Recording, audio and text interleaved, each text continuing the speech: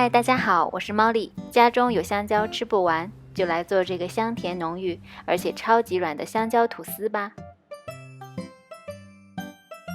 香蕉要选择这种有斑点、熟透的香蕉，这样烤出来的面包才会香味浓郁。香蕉我们需要50克就够了。香蕉需要捣成泥状再放入到面包机内，不可以直接放进去。现在我们开始准备投料啦。一个冰鸡蛋50克，放入冰水100克，放入我们刚才捣好的香蕉泥，放入盐2克，放入糖30克，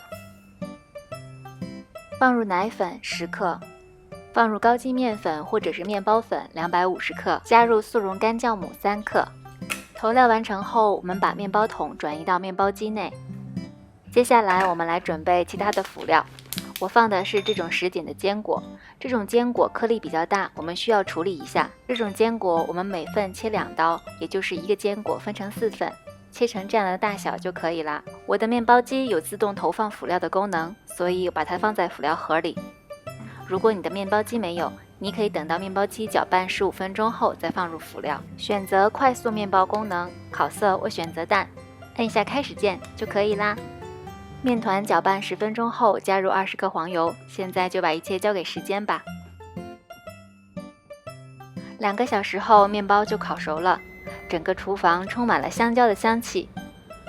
取出面包时一定要小心，真的是非常的烫哦。